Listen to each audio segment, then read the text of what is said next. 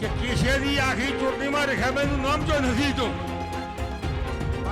મતદાન કરી અને રેખાબેન ચૌધરીને આ વિસ્તારમાંથી ચૂંટીને મોદી સાહેબને ત્રીજી વખત દેશના વડાપ્રધાન બનાવવા માટે આપણે સૌ કટિબદ્ધ બનીએ.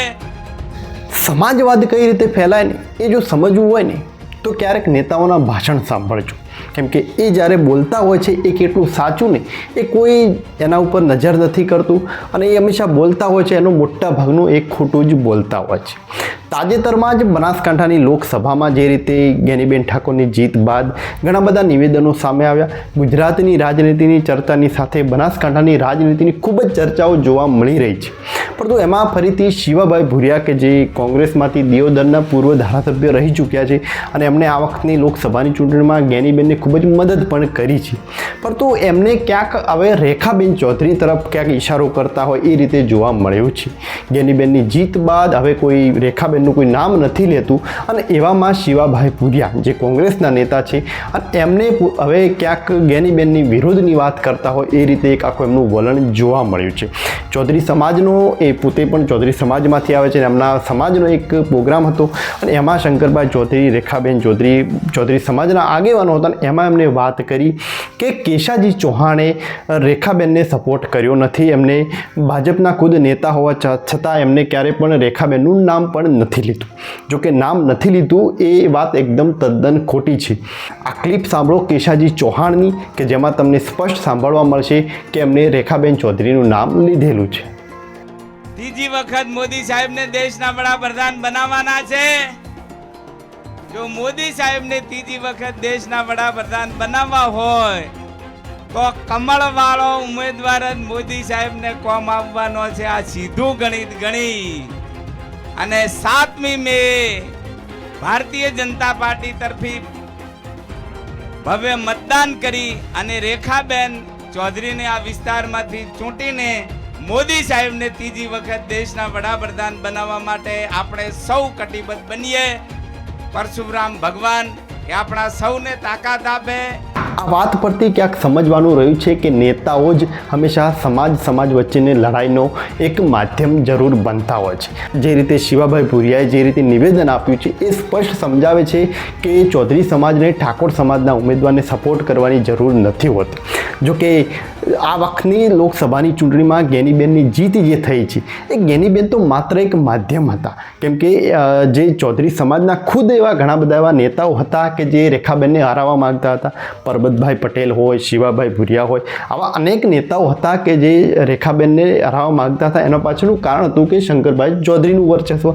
આ લોકસભાની ચૂંટણીમાં જો રેખાબેન જીતી ગયા હોત તો સ્વાભાવિકપણે સ્પષ્ટપણે ક્યાંક શંકરભાઈ ચૌધરીનું એટલું એક કદાવર નેતા બની ગયા હોત કે બીજા અનેક બનાસના નેતાઓનું ભવિષ્ય પણ ખતરામાં આવી શકે એમ હતું. અને એ જ કારણ હતું કે રેખાબેનની આ વખતે હાર થવી ખૂબ જ જરૂરી હતી અને મોકો એક હતો કે ક્યાંક હવે જ્ઞાનીબેન ઠાકોર પણ મજબૂત ઉમેદવાર હતા.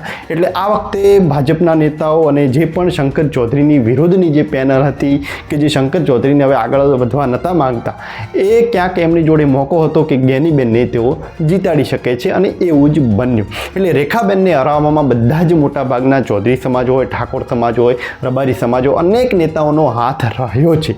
પરંતુ આ જે રીતે ભાષણ આપી રહ્યું છે એ ક્યાંક શિવાભાઈ ભુરિયાની એવી વાત સમજાવી રહી છે કે હવે ક્યાંક તેઓ જ્યારે જ્ઞાનીબેનને સપોર્ટ કર્યો છે તો ક્યાંક ચૌધરી સમાજ એમનાથી નારાજ ન થાય એના માટે ક્યાંક એવો ચૌધરી સમાજને લોલીપોપ આપતા હોય એ રીતે જોવા મળી રહ્યું છે. પરંતુ સમજવાનું એ છે કે નેતાઓના ચક્કરમાં ક્યારે પણ આ રીતના સમાજવાદ ઊભો ન થાય તેનું ધ્યાન રાખજો.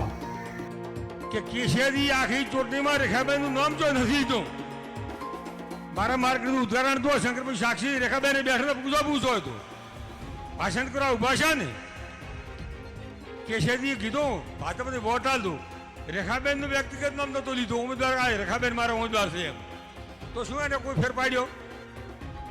મહાદેવભાઈ ધોધરામની ધારાસભ્ય થઈ ગયો, શું એનો ફેર શું એનો રબારીનો કોઈ ફેર પાડ્યો? આ વખતે એકે રબારી ભાજપ બધા કોંગ્રેસ શું કોઈ ફેર પાડ્યો? તો તમારો શું કોઈ ફેરફાર પાડે? એટલે તમારે કોઈ પણ વાત આવે એક વાત પકડી રાખવાની, હું તો રાષ્ટ્રવાદી છું, બીજા કોઈ રાષ્ટ્રવાદ નડતો જ નથી. એટલે મિત્રો આ રીતે તો નેરો ને તો દુનિયામાં કોઈ તમારો ભાવે નહીં પૂછે ને કોઈ બેઠા નહીં બોલાવે. અને તમે તો અમને પરબતભાઈ તો ખૂબ બધું જોયું છે ને, આ માવજીભાઈ જોયું છે એટલે મને યાદ આવે છે કે અમારી શું પરિસ્થિતિ હતી અને કઈ રીતે આ સમાજની બહાર લાવ્યો છે ને એક અમારો જીવ જોના છે. એટલે મિત્રો તમને બધાને ઇવન મિત્રોને વિનંતી કરું છું કે સમાજની કોઈ પણ વાત આવે, કોઈ પણ વ્યક્તિને ગમે એવું ઝેર પીવું જોવે અને ઝેર પીને પણ સમાજની વિકાસ કઈ રીતે થાય, સમાજની એકતા કઈ રીતે જળવાય, આવી વાતમાં તમે નેરો તમારો કોઈ ભાવને પૂછે. મારે કોઈની લાસારી છે નહીં. મને ઘણી વખત ઘણા એમ કે શિવાબા તમે તો કોમબાજુ હું એને ઘણી વખત કહું કે હું કોમબાજુ તમે મને કેટલો વોટ આવે એમ કહેતું.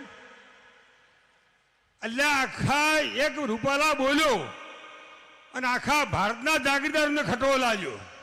એ કોમબાજ નથી.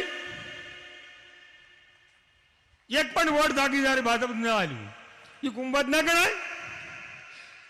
તમારા જેના બાપની લાસારી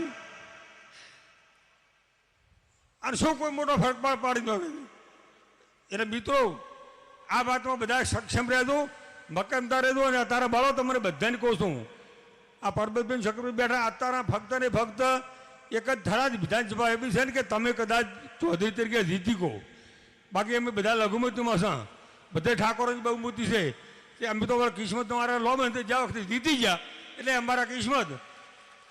અને અહીંયા તમે જે હાલ પ્રભુતિઓ આદરી છે ચાલુ રાખશો ને તમારે પણ હત્યામાં જીતું કાઢશે. મારા શબ્દો અહીંયા હતા હશે અને મારી વાળા વિરામ જય હિન્દ.